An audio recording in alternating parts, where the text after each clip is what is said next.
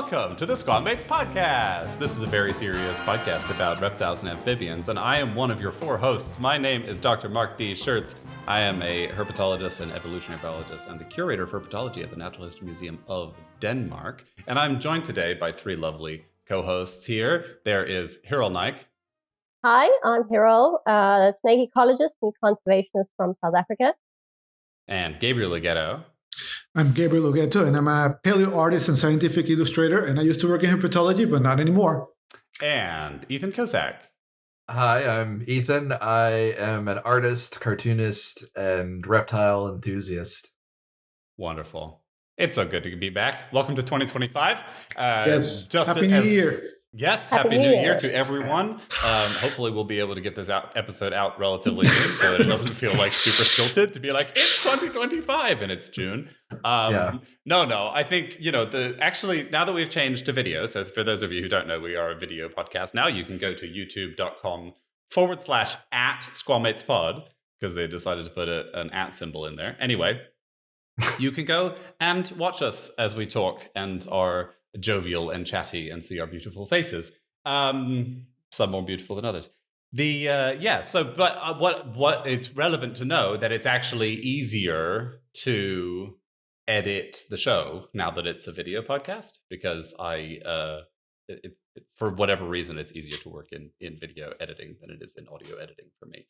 That might also be correlated with a slight decrease in audio quality. So sorry if those of you who are purists. I hope that's not the case, but it might be. And let us know if you find that our audio is lacking. We won't be able to do anything about it, but it's good to know what you think. We apologize to to both of those listeners to whom it matters. Yeah. No, yes. And we are also. I went recently. I don't know if you guys have ever done this, but I went recently to our page on iTunes where the podcast is hosted and looked at some of the feedback that we've gotten. And hey, you guys, it's actually pretty good. So I don't know if you've noticed, but apparently people kind of like it when we talk about stuff. And they do. There have been some complaints that our format is too long. Not surprising. And we also think that. Yeah, exactly. It's like, yes, we agree. Sorry about it. We have tried. In fact, if you go back over the history, I think this is the 30th episode. I'm not really sure because of all the lost episodes. Yeah. But if you go back over the history of the show, I think you'll hear at least on 6 separate occasions where we promised that we're going to make a shorter format and we're going to get rid of sections, and then they don't actually disappear. So we're still kind of in the same boat that we were in. Anyway. It's still a pleasure to make the show, and I'm looking forward to a very exciting year here, 2025. There are some very exciting things coming up. I can rumor that there will be some interesting publications coming. But actually, maybe we can kick off with just a bit of a work in progress kind of section where you guys talk about. So the last time that we recorded, was that September? I think it was. October. No? October, I think. October? Yeah. Did we? Did I release that episode? Who knows? I hope so. No, but you did, and I think it was October. Well, good on me, because early October, I also flew to Madagascar. So was it October that I flew? No, it was November that I flew. So it's okay. Okay, that makes sense. I can remember things about the last couple of months. I remember that you had to go to Madagascar, and we had to try to schedule around it, and then crazy stuff happened. It was after I had shingles. Yeah. Okay. Yeah, that all makes sense. Things are, guys, it's a blur. It's a real, the last few months have been wibbly wobbly, timey wimey. So, but yeah, what have you been up to since, let's say, October? How's that gone? Ethan, can we start with you? Sure. I have been continuing to work on the graphic novel that I crowdfunded a while back, and it's about somewhere between a third and a half completed. Awesome. So, and by a while back, you mean 5 months ago, right? Yeah. That's so little time.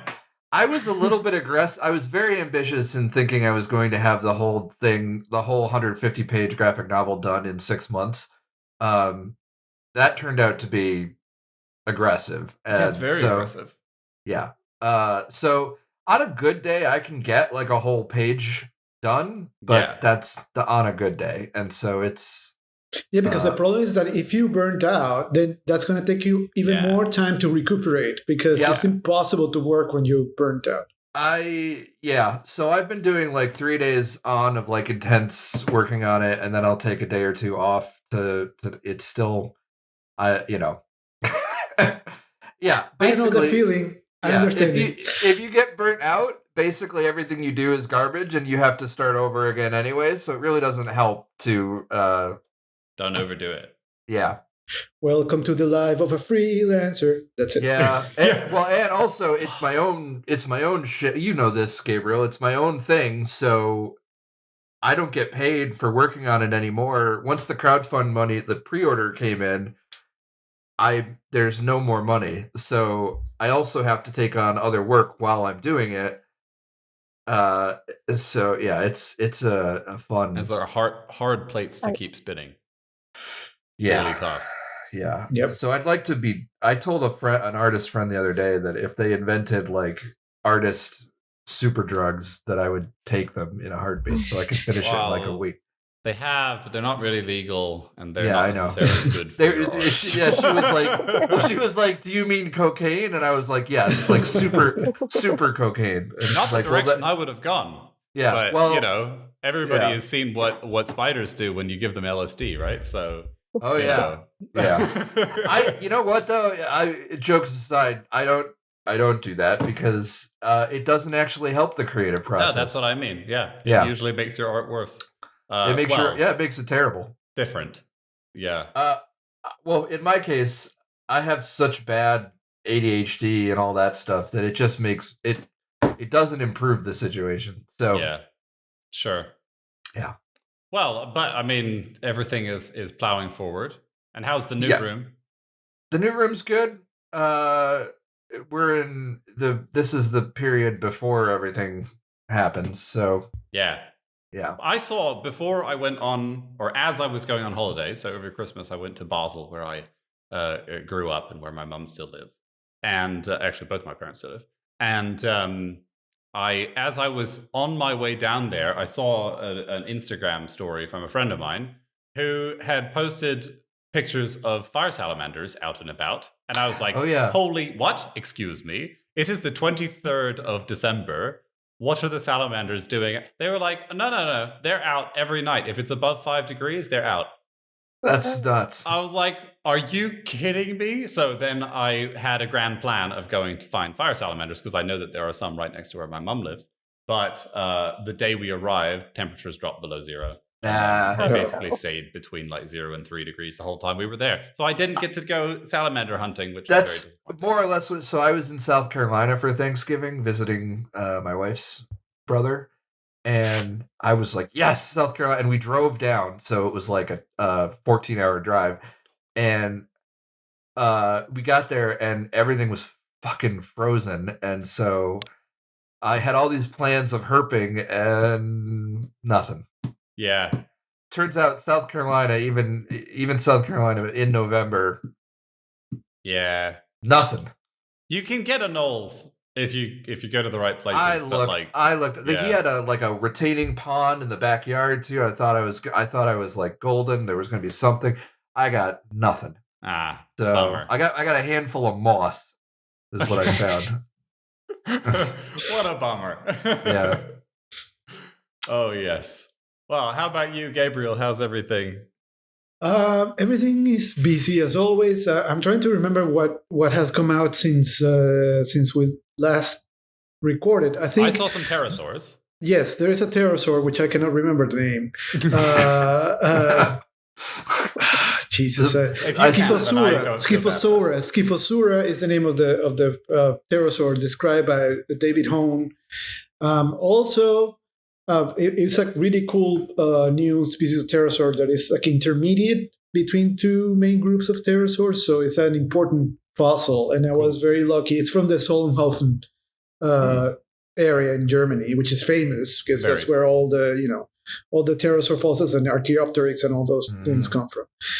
So that was really cool, and also the book that I illustrated for Dave Hone also came out in November, which is wonderful. We've gotten really good reviews, and everybody's loving the book and the art. I did a bunch of illustrations and drawings and stuff for that book. So I'm really happy and proud of that. If you haven't gotten it, you should. It's called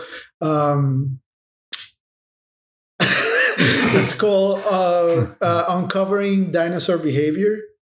It's published by Princeton University Press. Cover art for the book is so beautiful.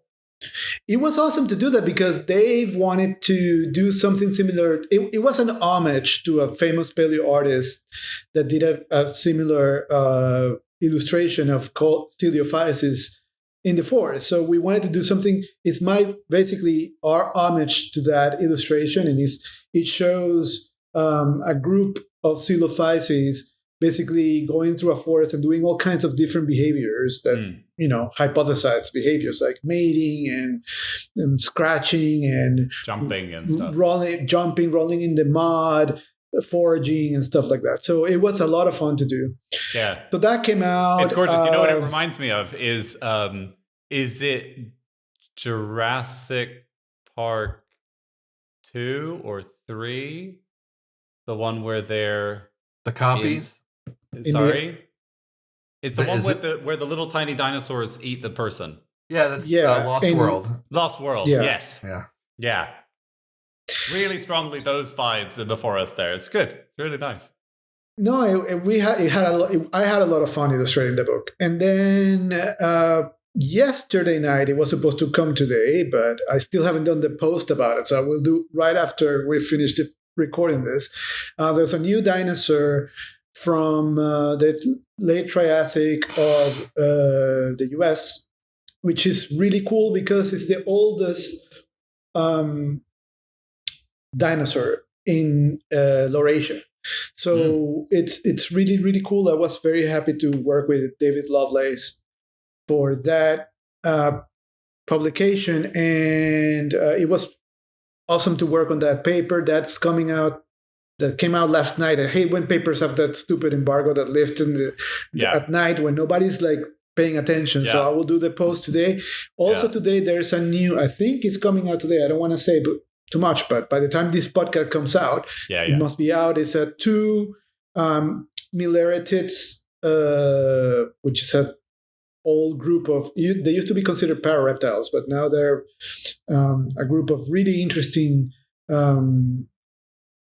old reptiles that are being redescribed. So I did the illustrations for that. And I'm working. I mean, this year is going to be super cool. That's one thing that I'm going to say before I finish my section, that there are a lot of things coming out this year, very cool new projects. Stay tuned. I don't know when certain things are going to hit, but there are 2 major things that are happening this year. Actually, 3 major things that are happening this year. One of these are 2 projects which are collaborated, which are stay tuned for announcements. And then the other thing is that new paper that I told you about, a new reptile that is mind-boggling, that is supposed to come out this year too. So I think we're getting, as we go through the different episodes where you've like hinted at this, you've gotten increasingly specific about what it is. So this is the first time where you confirm that it's a reptile, which is great. So very exciting. Very cool. Very exciting. That doesn't narrow it down a lot, to be fair. I mean, no, but you're gonna flip when you see it. Okay, I'm psyched. Really cool. Well, great. Yeah, and I mean, the art is just so beautiful. I think maybe there's also a point in mentioning that one of the other major things that's happened in the intervening time since we kind of last recorded is that there has been an even bigger exodus than there already was from Twitter/X to Blue Sky. And so I've noticed that you certainly seem to be posting a lot more on Blue Sky than in former days. Yeah. Me I am well. trying to amass a bigger audience on Blue Sky, because if I can get all my audience on Blue Sky, I would happily leave Twitter. Yeah. I deleted all my tweets. Wow. I still kept the account, but yeah, I'm done with it. It's just super toxic, man. It's like everything so you see. It's really bad, and it's only gotten worse, and I'm done with it. Alas. It sucks that, but I will say the engagement. I mean, we could talk about this at another time, but the engagement on Blue Sky is. I mean, I'm almost. First of all, a year of Blue Sky, and I'm almost up to my Twitter follower numbers. Yeah. Not that that means a lot, but Yeah. the engagement on there is better with Yeah. a smaller user base. Yes, Certainly. Yeah. for sure. Yeah. It's just a very different vibe in general. So I would also encourage everybody else who's still lingering on Twitter to just like, yeah, make the jump. Because yeah, I mean, I have not gone the step to delete it. I just can't bring myself to destroy the just countless hours. You know, I did that Frogs of Madagascar tweet series, and the number of hours I put into that thing alone. For those who aren't familiar, I tweeted about a different frog from Madagascar every day for a full year because and that is just such a. Yeah. Have you downloaded your archive? Yeah. Yeah, okay. Twice. It stresses me out a lot that it's kind of like in the void there, and who knows what's going to happen. But in any case, I just decided, like, at least for now, I want to keep it there as kind of a record of what was, but I am not being active there at all anymore. So if you want to catch me, I also took the major steps over Christmas to delete Twitter completely from my phone.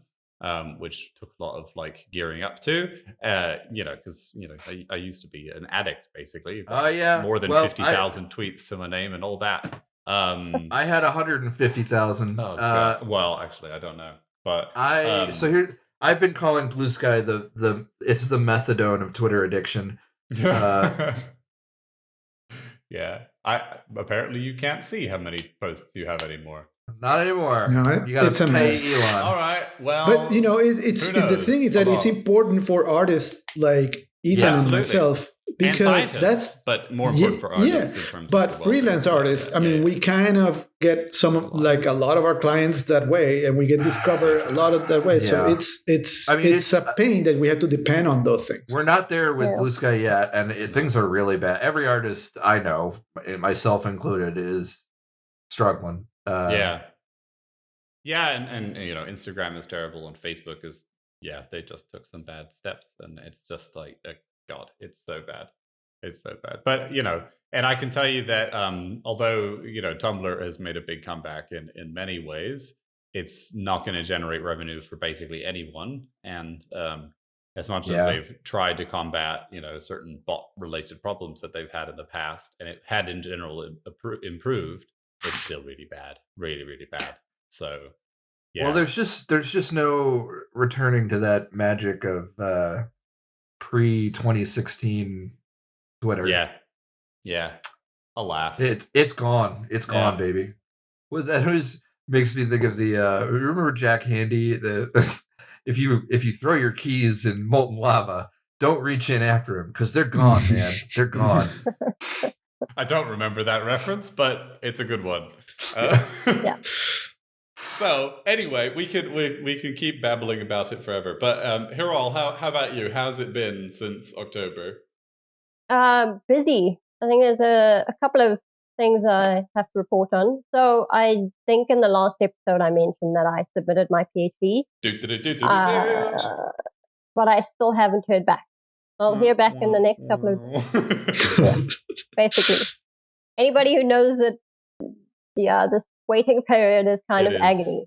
It's agony, especially for those where you actually have to do revisions and whatever. But like, it's still, I mean, it's a huge achievement to submit the thesis, and it means that you're essentially done, and these last steps are practically always perfunctory ones. So, and that's recognized to varying extent by different universities. So it's you're basically there. We're almost there. I'm hoping that. Well, do you know when you can expect feedback? Well, my reviewers have all submitted feedback. It's just the university was on holiday, and I mean, so it should be the next week latest, I reckon. Fingers crossed. Cool. Okay, and then you have time to do revisions.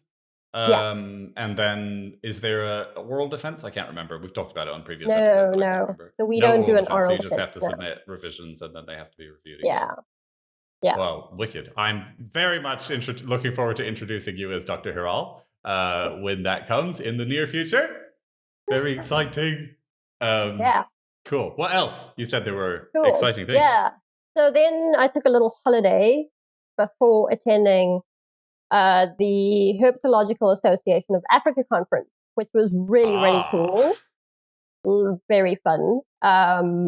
Had some very good representation from other African countries. So this was the first time we've actually had representation from like 13 different countries. We had a really good representation from Madagascar, which was really cool. That's awesome. And a lot of people attended the conference that I'd met in Borneo. So it was a nice little reunion, meeting up with everybody. And really cool stuff. So we had the African Amphibian Working Group meeting was combined with the Herpetological Association Africa Conference. So that was really cool because we had a full day dedicated to learning about frogs and amphibians, and it was just incredible to just learn so much fun stuff, especially in other parts of Africa. Like in Central Africa, like the diversity is just incredible. So that was also really cool. But also while I was on holiday, I'll mention this because, we're herpetologists and we like finding cool stuff. I found a melanistic black morph of a usually green snake. So it's the Western Natal snake, which is the Philothamnus occidentalis. But yeah, it's usually green. A black Philothamnus? But a black Philothamnus, which is really, really cool. Wow. Cool.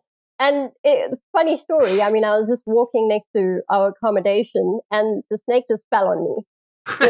We just want things to happen. But yeah, it was absolutely epic. Some people have all the luck.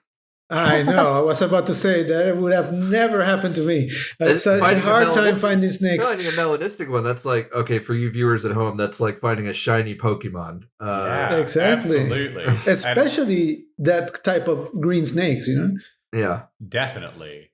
There's I've just seen that Tyrone Ping has photos of melanistic Philothamnus occidentalis. Yeah. So I didn't know. I mean, I obviously didn't know that, you get these snakes there. I mean, it was just a random encounter. And also because the black snakes down there are usually like a black morph of boomslang that you'd get, which are obviously venomous. So yeah, didn't want to get close to it. No, and then I just had a look at the eye and the head and like, whoa, that's pretty cool. That's very unusual. Super cool. Wow. It's not great to have a boomslang fall on you. Fall on you. Not ideal. Probably not. No. Yeah. So there was that. What else? I was also part of a really small part of an amphibian review paper, which is going to be quite a good paper. I know the main author, and he was quite keen to get some of my insight on the paper with my conservation background. So that was pretty cool. Nice. We'll see how that goes. Some big news before I announce some other big news. So as of 1st of January, I have a full-time job as the research and conversation manager for Save the Snake. Oh, awesome. Congrats. That's congratulations. So that's super duper exciting. It basically means I get to do some really cool work with snakes around the world, work with collaborators, some of our conservation partners, implement snake conservation projects. I mean, really the world of snake conservation and research is kind of my oyster now, which is very, very exciting. That's a lot amazing. of work, but it's very, very exciting. So cool. That's Congratulations. Awesome. Yes. Thanks. Yeah. So, sorry, when was the starting date for that? The 1st of January. 1st of January. Yeah. All right. Like a week So into you're the a job. week in. Very cool. It is very cool. If that was your precursor big news, what's the other big news? So the big news is that the first paper from my PhD has been published. Yay! Awesome. Congratulations. So it's actually available in the advanced form because the final version is going to come out in the snakebite special issue, which is going to come out on World Neglected Tropical Disease Day on the 31st of January. So you're saying this isn't even its final form, is what you're saying? No, well, yes, yeah, kind of. Well, we'll talk about that in a second. Exactly, we are going to talk about that in a second. But congratulations on that. Yes, it's very cool, and as you have hinted at, dear listener, you will soon find out more about this paper as well, because that is actually the main thing we're going to be talking about today. Surprise! But before we do that, I just want to talk a little bit about my side. So I feel like I should have given this some structure in my head before I broach the topic here on the air. But anyway, so I did an expedition. I took a team to the southeast of Madagascar. This was from the start of November to the start of December. For 5 weeks, we were in the field, and we went out to two places called Manumbu. Manumbu is a special reserve, and another place called Anyalaza. Anyalaza is what's called a new protected area. And it is, so Madagascar's protected area system is basically divided into ones that are managed by the Madagascar government, that's Madagascar National Parks, and ones that are managed instead by global NGOs. And Anyalaza is managed by Missouri Botanical Gardens because it's a very important fragment of littoral forest. And for those of you who don't know what littoral forest is, that means low elevation tropical forest, typically on sandy substrate. And that was very difficult for me to imagine what that would be. It's not literal forest. It's like literal forest, mate. It's literal forest. There's a literal forest back here. Yeah, I was in the literal forest, you guys. No, it's not like that. Except that it is like that. But actually, so I kind of struggled to imagine what this would be like. And even after having been there, it's hard to describe. It is the weirdest forest I've ever worked in. And I've worked in spiny forest, which is full of octopus trees, which you haven't seen an octopus tree, go look one up. They're very weird trees. So, but the literal forest is like super low canopy. The ground under your feet is mostly a thin layer of leaf litter and then sand.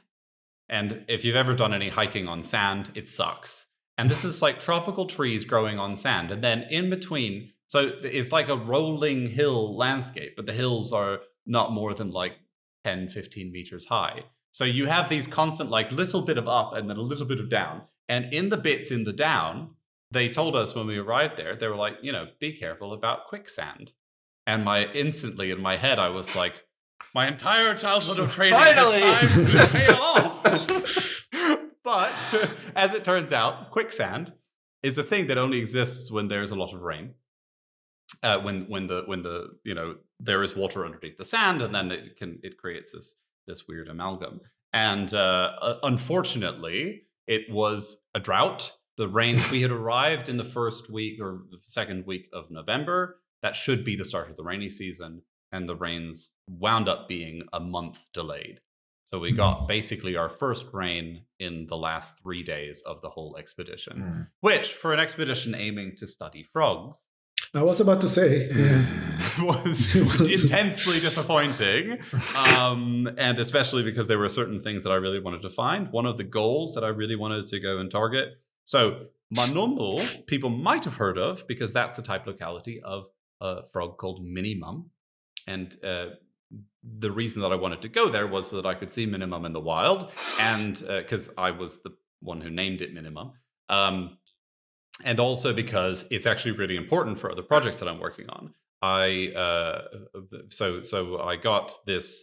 I got my ERC starting grant, this very, very large grant to study genomics of miniaturization. And minimum is one of a few species that are quite key to that project because I want to do, in addition to a new genome of that species, I also want to do some developmental biology on that species. And that requires us to find the nests and find the eggs. And when the rains don't come, the frogs aren't breeding. And so although we found the frogs in abundance, actually in both locations, we found a new location for minimum, which is really cool. we regrettably did not find any eggs. There were very few frogs calling at all. In fact, of all things, there was very, very little calling. And so that was disappointing. On the other hand, what we were doing in that area was basically going and doing a biological survey. So I should mention briefly who I took with me. I took my postdoc, Alice, from Germany. She's based in Potsdam, and she's been working with me for almost 3 years now.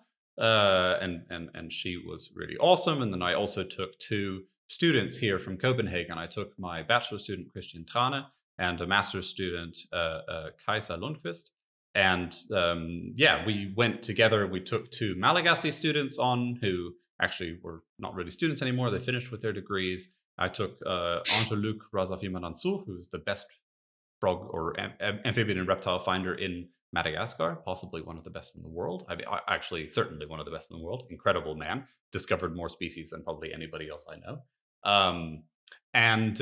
So we took this relatively large team down into the field down there, and the goal was basically doing first biological surveys. No herp survey has ever been done on Anyalaza, so everything we found there was a new record. And we found some really cool stuff. There were some major range extensions, including of a little day gecko, which was very nice, and a couple of snakes.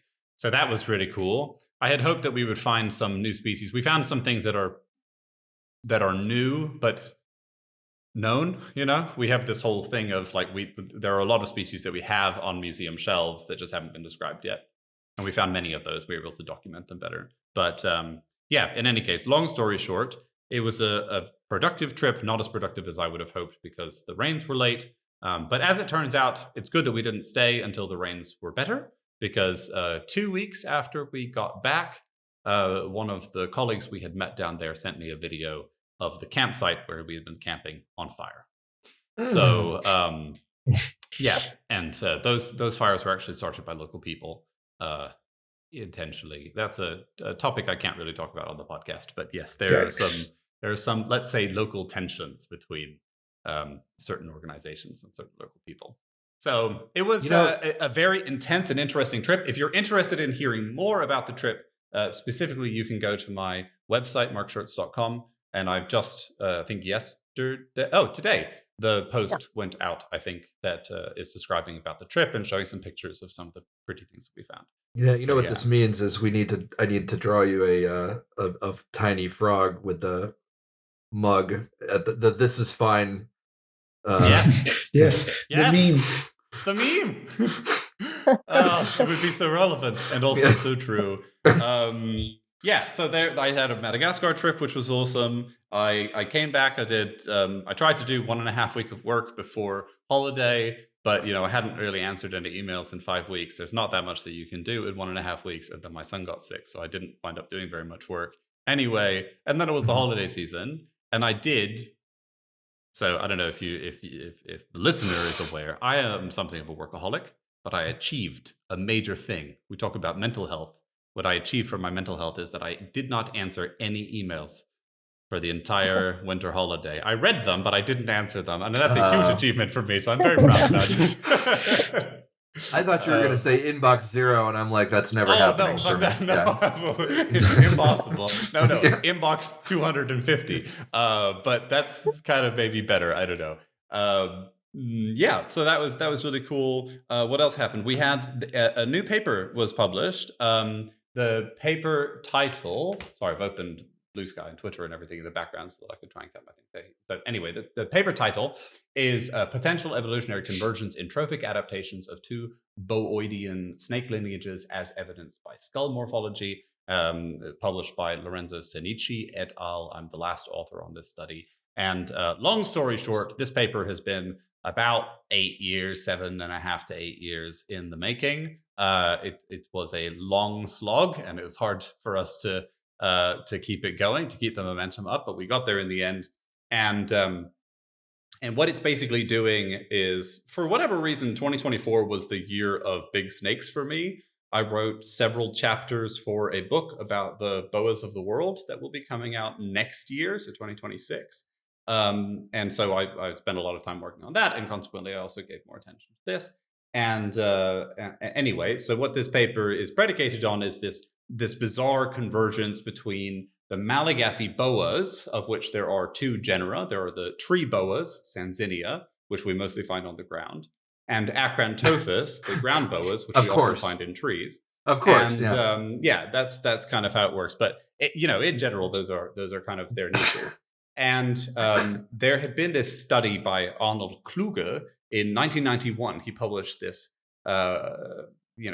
this paper looking at the taxonomy of the boas, and he came to the conclusion that the Malagasy boas belonged in the genus Boa, and he lumped them in there, and he did this based on osteological traits. And so he lumped them in there, but then some people came along later and said, hang on a minute, actually what you've done here is you've coded a lot of traits in your tree that are homoplasies, that are plesiomorphic, that are that are repeatedly convergently evolved, and you've used those to build your tree. Well, of course it's going to give you the wrong answer. And so our paper here is kind of also revisiting that topic again and saying, in fact, maybe it would be appropriate to really compare these things, and from the perspective of, we know that their evolutionary relationships are not like that. The Malagasy boas actually belong to their own family, the Sanzinidae, and are not closely related to South American boas. They're more closely related to the African Calabaria.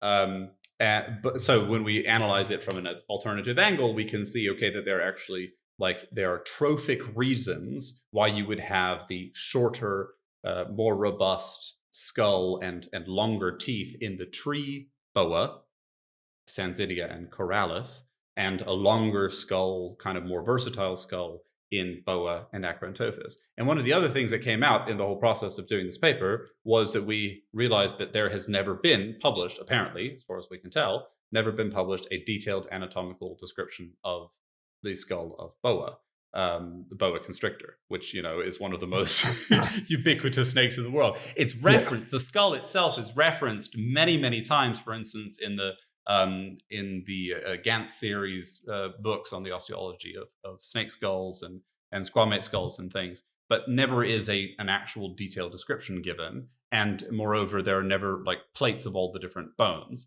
So the paper contains plates showing individual comparisons of or individual depictions of each of the bones from boa constrictor, and then additionally it has the comparative osteology of the individual bones across each of these different groups. Of course, limited by the number of angles that we could show, because it's a paper and therefore you kind of have to have plates somehow fit them in. But of course, we've deposited the scans on Morphosource, and so anybody can now download those scans and look at them. And we're going to try and get the label data. I think the label data to make the 3D models is not yet on Morphosource, only the original scans, but we'll get that segmented data up as well, and people will be able to access that.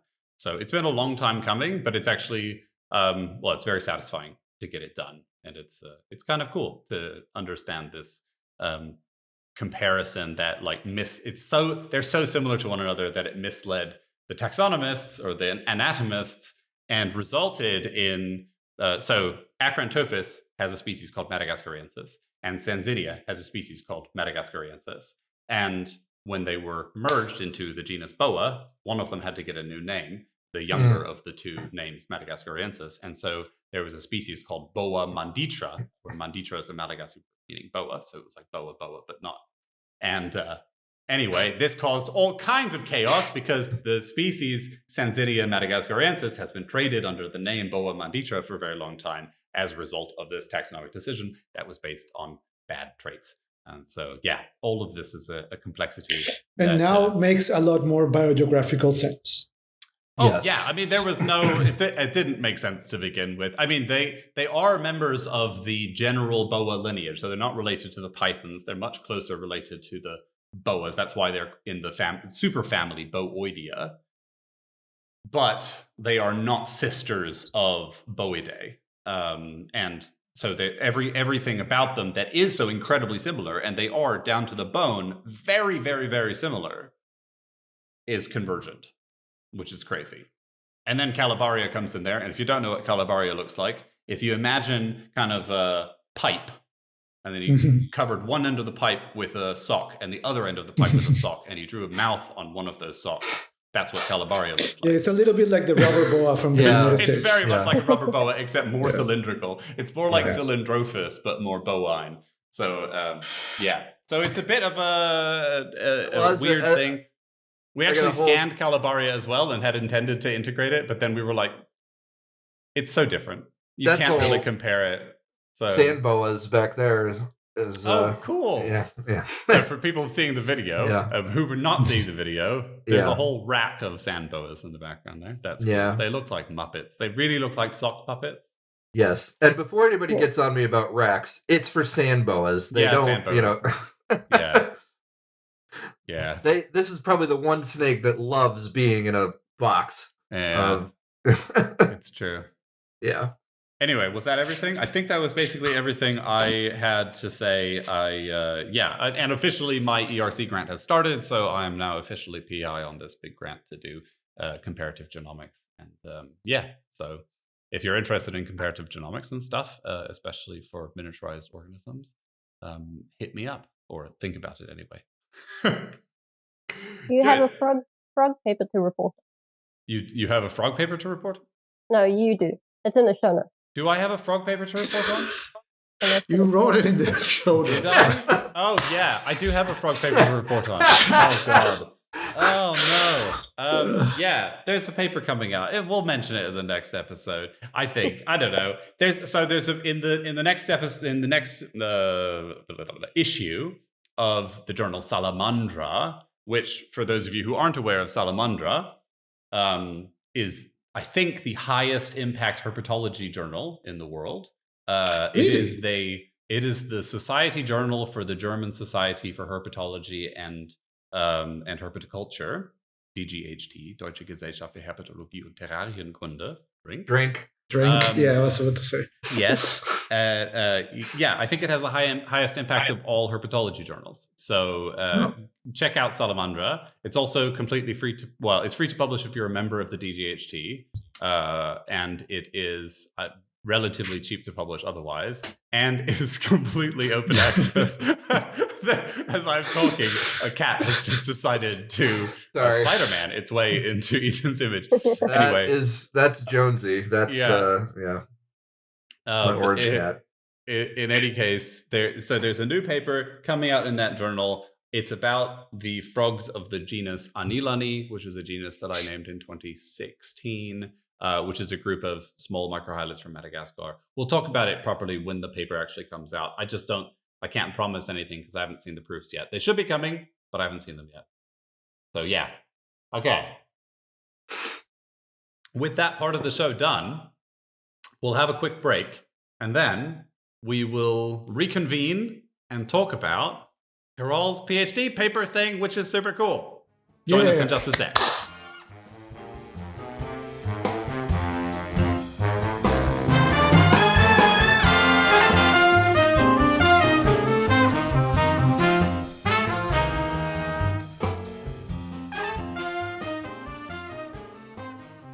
Okay, and we're back. So let's talk about snakebite in South Africa. Hiral, do you want to give us the title and authors? And can I just say, before I hand it over to you to do this, I love that, I love a journal that doesn't tell you the name of the journal as part of the PDF. This one is particularly good.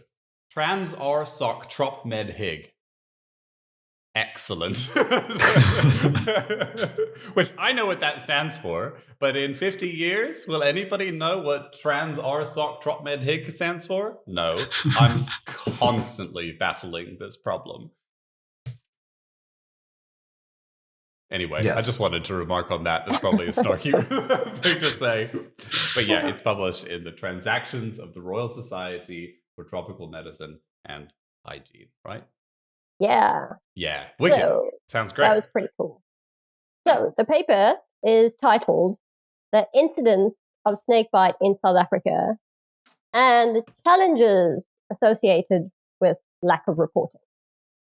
So if any of you guys are familiar with the snakebite challenge as declared by the World Health Organization, one of I have to make that joke every time. We have this serious problem with this lack of reporting of snakebite data. So we don't really know what the problem is. We know it's a problem. How big? We kind of estimate it's, really in the millions globally. But really, I wanted to kind of hone it in South Africa. So as I mentioned, this was part of my PhD thesis. And that's why I'm also very excited to finally see this published, because it's very exciting to, come in as a PhD student and say, okay, well, I think I should do a project on this, and then see it kind of culminating into something quite important. Yeah, it is. What's the snakebite challenge? That's not. It's not like it's the like the cinnamon challenge. You thought the same thing about like that. I think it's like that's not a good challenge to do. Yeah. I've seen some people. Bite a snake before it bites you back? Yeah. Yes. Yeah. How many times can you stroke a snake behind? That's another story. Never mind. Yeah. Yeah. So, anyways, the paper pretty much focuses on trying to get data from different sources, which has been, which was the biggest challenge. I mean, I don't think I got data until quite late into the PhD, which is also another really exciting thing that, this actually happened. And yeah, so, for real. I mean, it says you got like the last piece of data came in, was it June 2024 or something? Or early 2024 anyway, which is that's crazy considering that it's published, just published now, and it must have been in review for several months. Like that is so tight a turnaround, but also that's really at the end of your PhD. Yeah. So I wrote this with my supervisor, Graham Alexander, and I really kind of wanted to shape this paper into snakebite from the snake perspective. So a lot of epidemiological data on snakebite really just focuses on, the demographics of people that are bitten, which is most often, what you'd expect in terms of, men, males and younger than 30 years of age. But we often don't know what the circumstances are that lead to a bite. And while that was kind of the focus, the challenge was trying to actually get a lot of data when it came to, what's leading to a bite. And that's why the lack of reporting. So if we don't even know how bites are happening, how are we supposed to prevent it? And so really the whole paper kind of tailors around, the data coming in from these three different sources, which is the National Snakebite Database, which I kind of had a little bit of input in establishing in 2023. So it's only very, very new.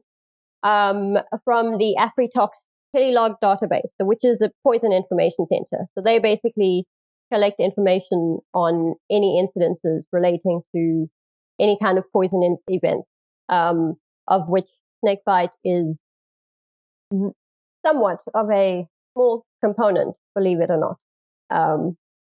And then data from hospitals. So most people that work with animals, we know that we need animal ethics to work with animals.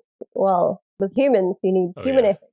Oh yeah. And that's a whole other challenge, especially when it comes to hospitals. A lot of different challenges when it came to really getting this chapter of my PhD published. So one thing that kind of one question that I had for you, because I read the paper and first of all, I just want to say it's really, really well written. It's really a delight to read. Really clear for someone who's totally outside the field, like really approachable. But one thing that I was wondering was, how do these different databases actually acquire their data? So obviously the hospitals would be as part of a medical record, but what's the difference between the two other databases that you got the information from? One of them, I guess, is a hotline, right?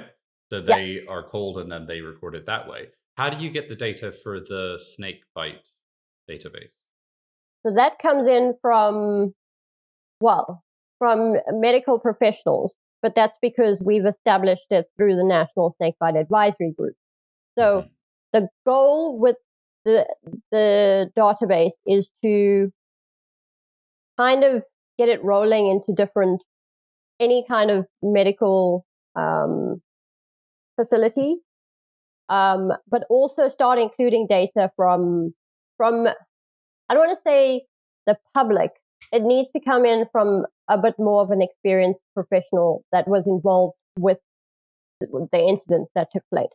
So usually in that case, it's usually the doctor that ended up treating the bite, which obviously from the medical side, we are looking for information regarding that side of things as well. Can one self-report if a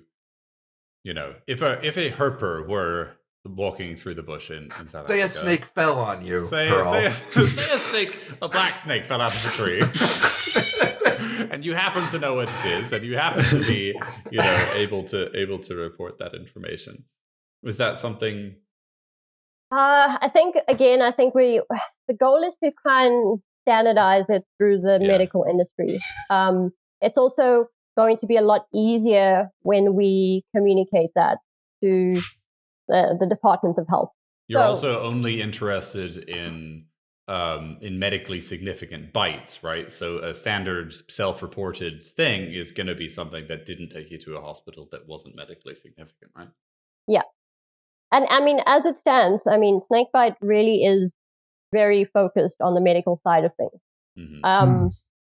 My bigger overarching goal, especially with Save the Snakes, is to kind of shift it a little bit away and see, what's happening between humans and snakes, which is the conflict aspect, which leads to the bite in the first place. Right. I'm actually shocked at how, because right in the opening line of the paper, you've got that, was it 2.5 million people globally have medically significant snake bites that are at least reported.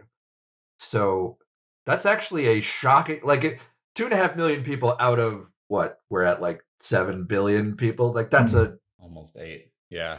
A tiny it's number. Way less than I expected as well. Yeah. And actually, the prevalence within South Africa was less than I expected too. I would have expected way more, because how many bites was it that you said within the 12 years of the survey? Just over 3,500. Yeah, that strikes me as very few, considering South Africa has a relatively large population. You and do a decent decent point. number of pretty severe snakes. But you do make the point in there. Sorry, go ahead. Sorry. Yeah, from rural hospitals, we don't get that data. Yeah. So I've been very fortunate to, alongside my PhD, do ground conservation work and be involved with communities and local hospitals. But if the hospitals that were included or that I interacted with were not necessarily included in the paper for ethical reasons and challenges. But that's the point. It's that there's a lot of red tape that we need to go through to actually get the data from these different places. So so the 2.1 million is an underestimate, that comes from somewhat of some of our knowledge and some estimations that people have made over the last 10, 15 years. So that's a very conservative estimate. How much higher do you think it likely is in reality, if you had to say? That's a tricky one, because it varies from region to region. In India, there's the highest recorded numbers, and that's where a large number of the research has also been going on. And I think the snakebite issue will also include some papers on there. But I think that's going to be an interesting thing coming out of the snakebite issue. I think there's some good papers coming out of Central Africa, part of Asia. I think 1 or 2 from Latin, South America. And these are regions which are very, very poor, underdeveloped, and the medical industry isn't well equipped to deal with snakebite. So there is a problem with reporting. I was wondering how those, if there would be a way to see how those numbers have changed through the years, because I would imagine that also it would be a good way to see if there are diminishing number of snakes in general, population-wise. Yeah, I agree. I think it's one of the first things I would have. I was very interested in because coming in from a herpetology perspective, you want to try and see what's happening to the animal. We know that in a lot of situations, the snakes are often dead. So a lot of the snakes that are taken to the hospital when someone has been bitten come in little plastic bags and they're dead. That's how most often they're able to identify them. Right. Yeah, which I mean can be crucial in some areas, especially where the identification skills are relatively low. Although, on the other hand, it's the most likely place where you get bitten twice. And the other question that I had is I wonder how much of if you have an issue also in South Africa with people not attending hospitals but going to non-traditional medicine places. Oh, no. Yes, and it's a big. I know in South America it's a problem. Yeah. So I was wondering if you have the same issue, if you found the same issue in Yeah. I got bit by a cobra, and I'm gonna try crystal healing. Yeah. Well, the problem is that you in South America you have a lot of snakes that have sort of mild venom. Yeah. And that's the thing. It's they use non-venomous snakes and mildly venomous snakes as a way to say, okay, well, we can heal you essentially. And when it comes to a venomous snake, they're like, okay, well, just one bite. We look at all the other good stuff we did, right?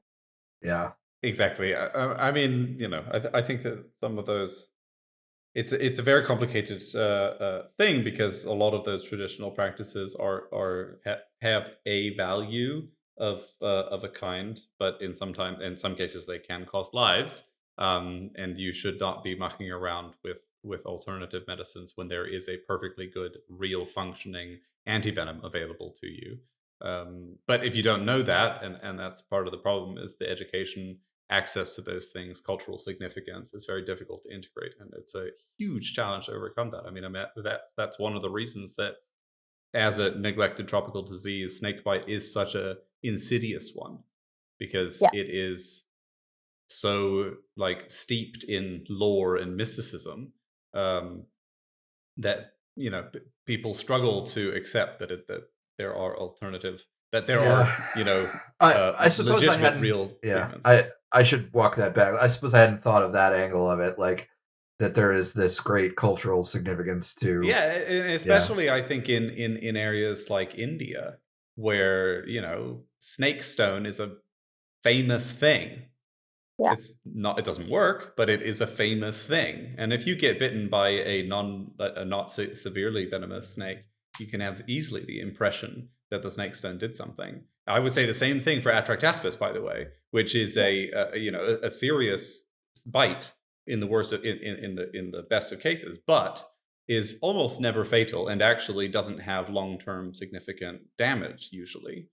And so you can treat Atractaspis bites in a traditional way without you can treat the symptoms, and it will pass. And they are relatively common snake bites. I mean, they're in your, what was it, 2% or something of the snake bites were from Atractaspis, which is so people who don't know Atractaspis, that's a stiletto snake as they're called. They are little black noodly things that can bite you even with their mouths closed, which means that there is no safe way to handle them without a glove or a stick. And they have a lightning fast strike that they do from a coil. So if you think this thing has coiled up defensively, and like Dubaria does the same coil, except that when you grab a Dubaria, it stays as a little coil, and you grab an Atractaspis, and it bites you, and then you have agony in your arm for a long time. So it's a bit of a gamble. But yeah, that's kind of my point is just like you can treat an Atractaspis bite in that way without necessarily the morbidity or mortality risk associated with it. Whereas if you try to treat a gaboon or a puff adder bite with the same techniques, you'll die. Which is not so there are like that education needs to be there, and there need to also be attempts. I mean, my personal viewpoint would be, I think that you would ideally want to be working with those local healers who are trusted to establish like legitimacy and also kind of understanding of when is it appropriate to do which kind of treatment for the local people, because it matters really a lot, and coming in and saying that the Western way is the only way is also definitely not the right approach to take, except when it saves lives that could easily be saved if you were not to do it though. Perhaps what I really immediately grabbed onto it when I was reading the paper was this concept of a legitimate and an illegitimate bite. I love it because it's like, okay, how did you get the bite? Well, I tried to grab the snake so I could lop its head off. No, that's not a legitimate bite. We're not going to treat you. It feels very much like a very judgmental. It's like, what's a legitimate bite? I was walking through the bush and it bit my leg. Clicks? Yeah, exactly. It's like, is this your fault? I can see an insurance company being like, no, that wasn't legitimate. Illegitimate bite. You have to pay. But it is a useful thing, right? I mean, it's useful to be able to categorize, like, whose fault is it, really? Yeah. A little bit. And like, you can see trends. Bravado? I would imagine that's very helpful in seeing trends. Which I'm very interested. I think what you've done is great because it's in many ways it's like a starting point to start seeing a lot of trends. You can measure so many things from now on. Yeah. I want to know about the 0.6 of people who got bit on the buttocks. Yeah. I mean, what happened? Was that legit? Was that a legitimate bite, or what was he doing? I sat on the snake. Rural South Africa, man. I think, pretty legitimate. I think from all of them, that's probably the most legitimate. Because sometimes the snake bites you in the ass. And sometimes. That's just So when I saw that, or when I, included that, the first thing that popped into mind was how many snakes are reported in toilets in Australia. I mean, yes. So we don't see them reported here in a normal household toilet.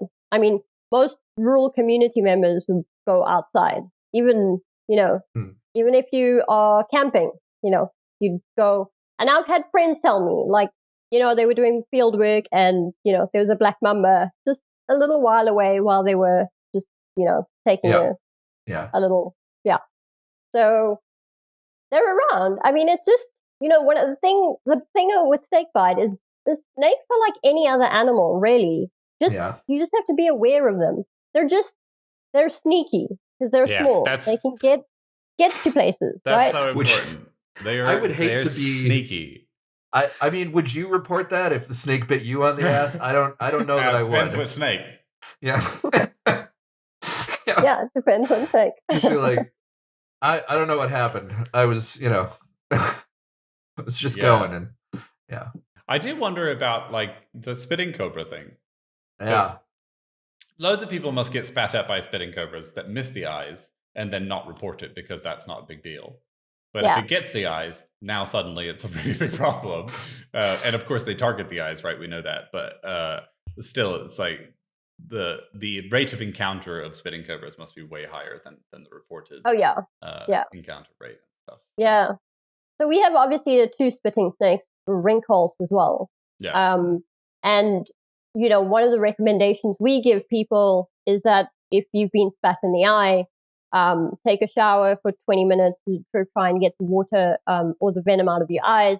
So in situations like that, you're not likely to go to the hospital or anything. I mean, it depends on how some people deal with it. Depends how much venom goes into your eye. And availability of infrastructure, I would imagine. I mean, it's not easy to shower for 20 minutes in the bush. No, just put your face in the water, and do what you can. But that's and also what kind of person you are.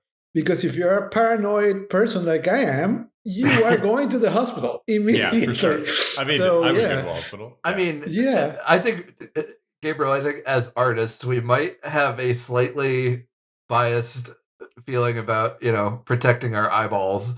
Yeah.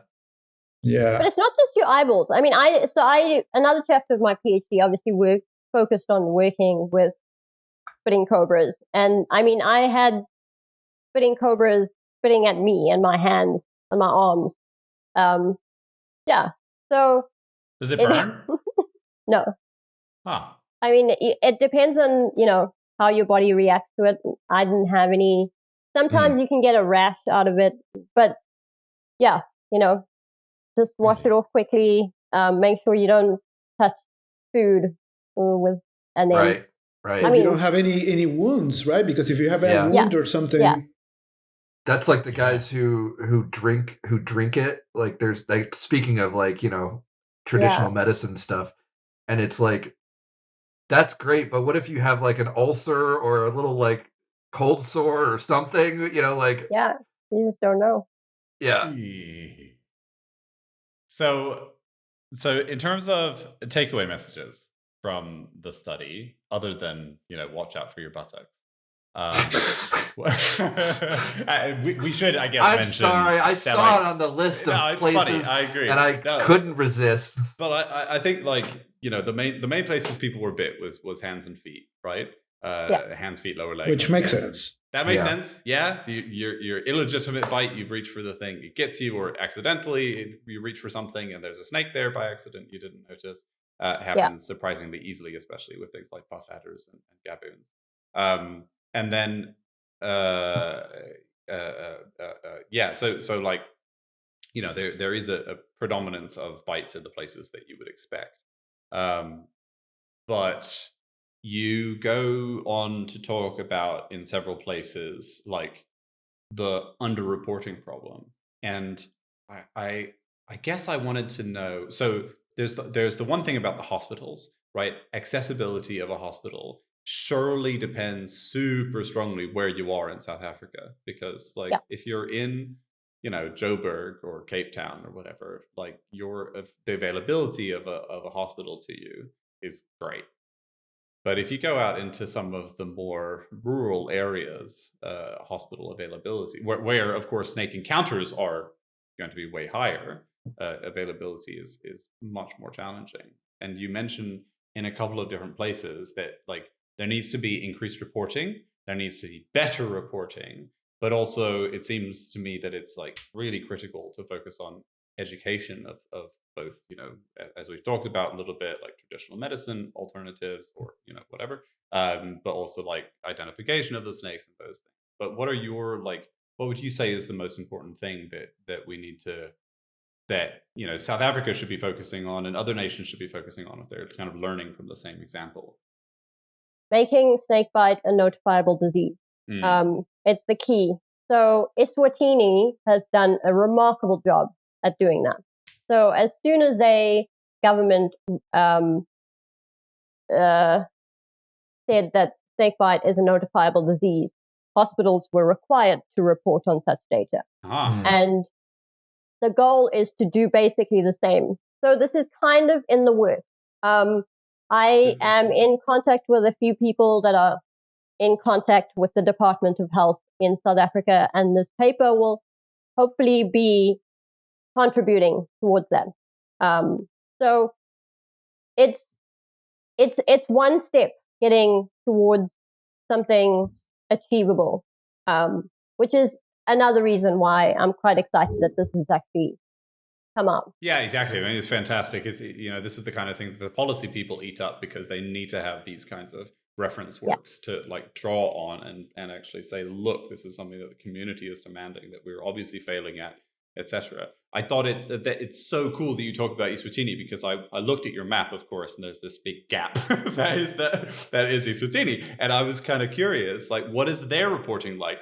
I know that it's kind of like, montane and isolated and slightly different, but like it's not so different from the surrounding areas. So there must be kind of a continuity there. Is there any scope for like comparison of bite rates and those kinds of things? Yeah.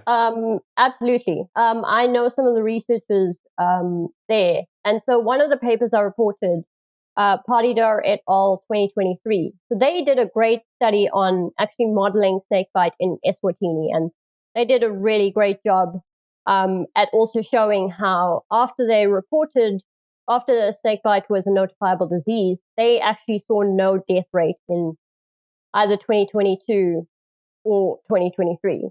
And I thought it was quite an effective way at, being able to show that, this is something we need to be able to make a difference. Mm. And they're doing some remarkable education work. So obviously, Eswatini is a small country and they are able to do things a lot better than we would, especially considering South Africa with our different provinces. We also have various different ways of doing it in different provinces. Mm-hmm. Healthcare in one province is far better than the other. And so standardization is the key word. Right. We need to be able to standardize a way of collecting the data, which also then allows us to have a standardized way of educating people. We can start implementing it into university education material, into schools. That's the kind of thing that would be really useful. Yeah. So going back to, sorry, it's become an interview of you. I hope that's okay. But like going back to the to your snake-focused approach to the study, which I think is really like a really valuable thing, and also more interesting maybe for our own audience. You mention at the start of the paper that there are basically two main categories of snakes that are of significant problems in South Africa. They're divided into category 1 and category 2 species. Where category 1 are things like mambas, some of the cobras, and the puff adder. And then category 2 includes Atractaspis, which is already talked about, has the boomslang in there, twig snakes, other cobras, and the gaboon. Ringclass is in there as well. Right. And those, so the kind of the categorization of those things into super dangerous and less dangerous doesn't seem to fully match up with the data as you report it.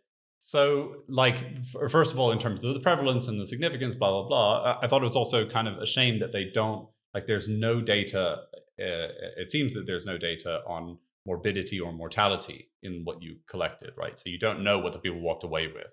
It might be that they came to the hospital, had an Atractaspis bite, and walked away fine. Came to the hospital, had a gaboon bite, and walked away without a leg. Those kinds of things are like, that's very hard to do. It's hard to do, but like, yeah, it depends exactly how you're. Oh, I see. Well, you can. Yeah, there are ways. Okay. Right. Yeah, but it's yeah. My point is like, firstly, my first question is: do you think that there is like a need to update the categorization of the snakes based on the actual data now, and is there like a scope with the WHO to do that kind of thing? And secondly, like, how much are those categorizations actually really helping at the moment in terms of managing these things? Is there a sense in having them categorized like that? So I think the categorization came a long time ago. I think just some background, snakebite was first declared an NTD in 2009, and then it was downlisted, and then it came back. So in 2013, they downlisted it. And then obviously in 2017, they realized, okay, well, it's a bigger problem than we realized. And And I think initially when they created the categories, it was purely based on the distribution of the species and how likely a bite was going to happen, and then basically on previous reports. So obviously, if puff adder, in my study, was the main culprit. But that's also because it's the most widely distributed snake in South Africa. Most common, easiest to step on. I mean, exactly. there has to be, I would imagine, several factors affecting that, which is the distribution, the habits of the snake. If there's, I was going to say and also, some species are more aggressive than others. Period. That's just how they are. So, well, don't puff adders generally follow human habitation roughly? Like they're comfortable living around.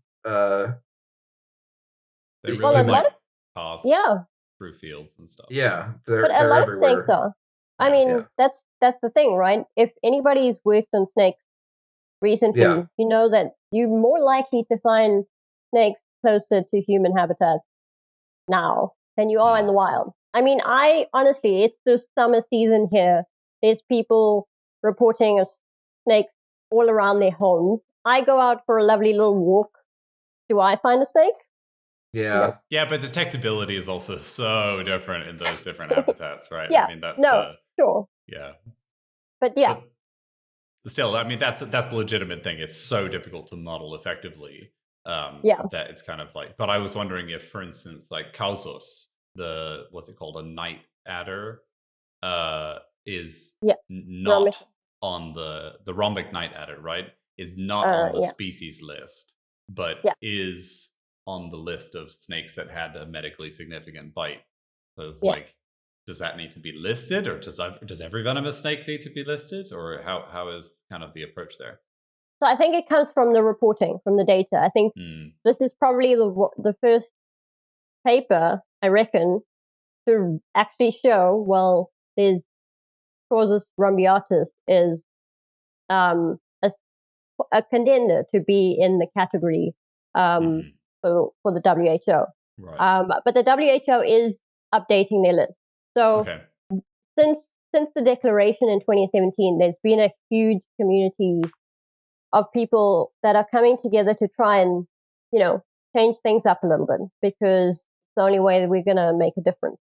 So there is a platform to collect data on snake bites, also just the general distribution of snakes. I mean, we know we struggle with that when we're doing IUCN assessments.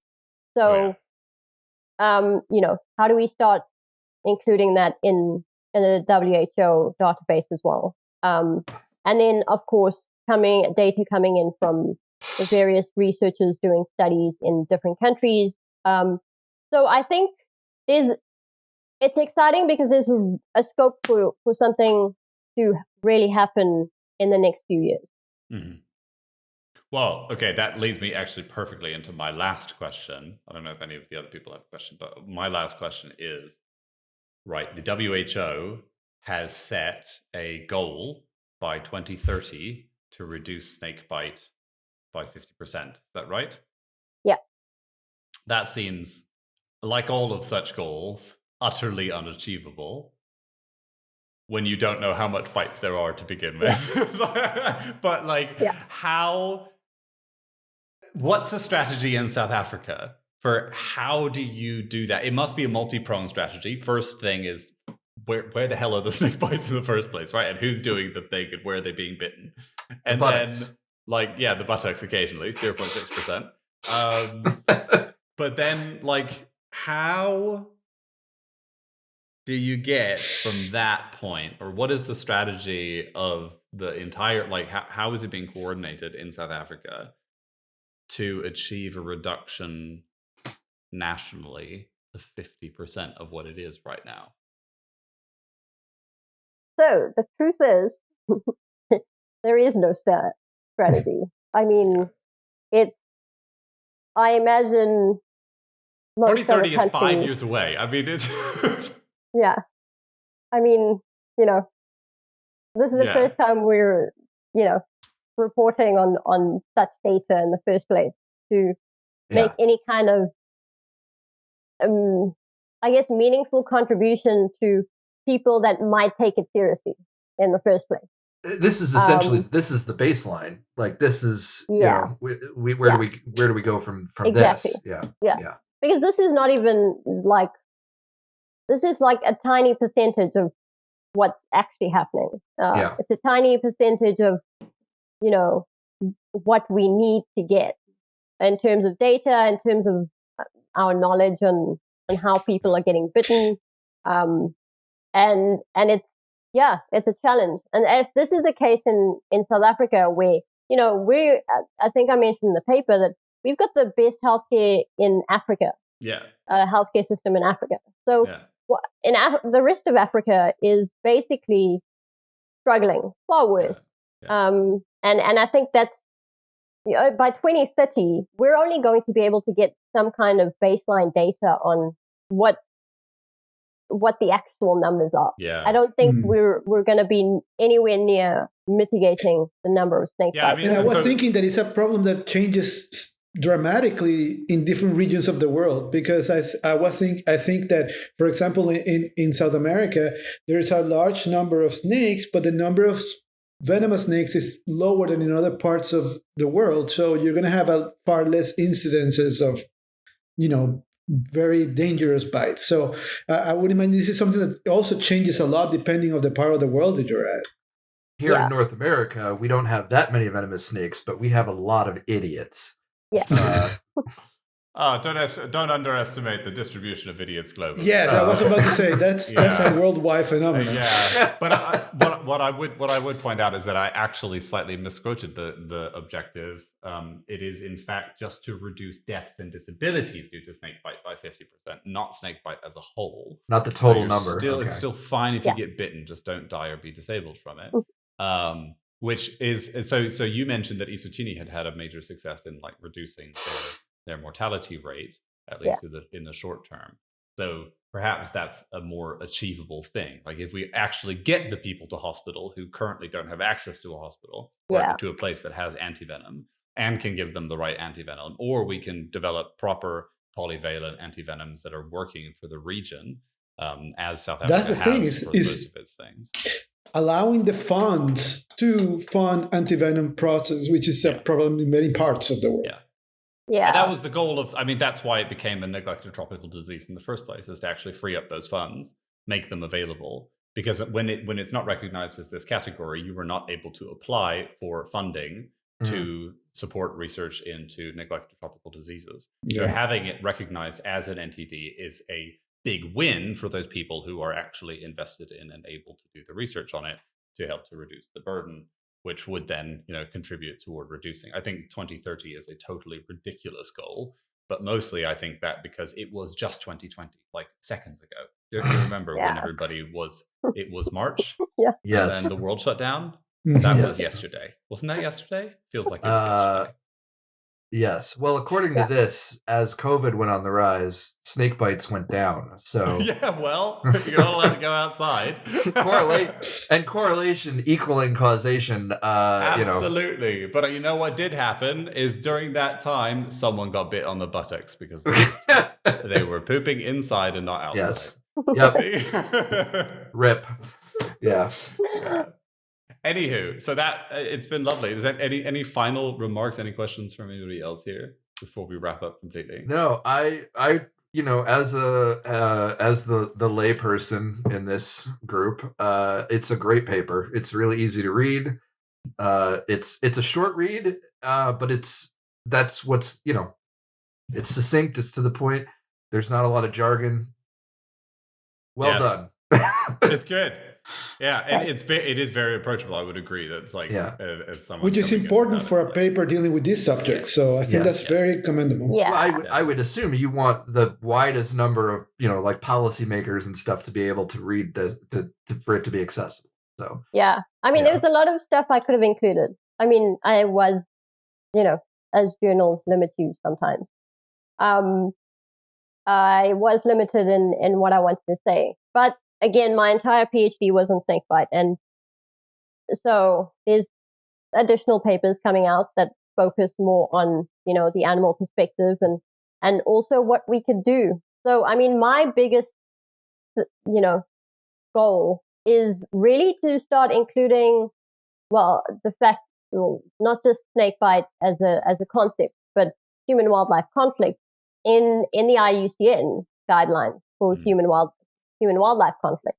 The guidelines that were published last year didn't even include anything about humans and snakes and the conflict between humans and snakes. So I think there's two different things. The WHO is now focusing on the medical side of things, but as wildlife experts, we need to start thinking about how snakes are included in our day-to-day walk of life.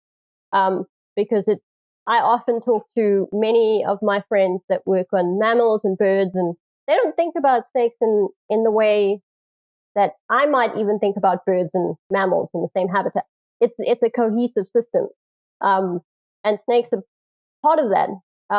The way you educate people about what's going on with any conflict with a mammal or a bird.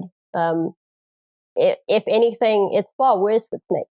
I agree. So yeah, I think, and it comes from just sharing information. I think a lot of people think when it comes to education, like it needs to be this big monumental task that you have to do presentations, and it comes from simple messaging.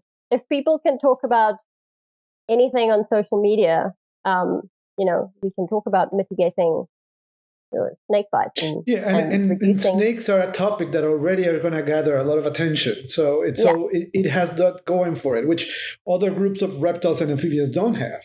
So that would be helpful. Yeah. And I think there's a lot of really interesting ways we can shape this, because, amphibians are just massive decline. There's going to be the subsequent consequence to snakes and this change in the system. But we bring in humans into that system, and you start to see all these different interesting patterns.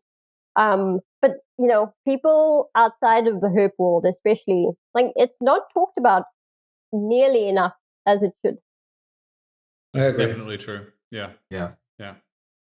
So, thanks for letting us dissect your paper and going through it with us. That's been really cool. And I think it's nice to have the captive opportunity to really dive into something like this. I hope the audience has enjoyed it as well. I learned a lot reading the paper, and I would encourage the audience to do so as well. Just a reminder that you can find it in the upcoming issue of the Trans R Soc Trop Med Hig.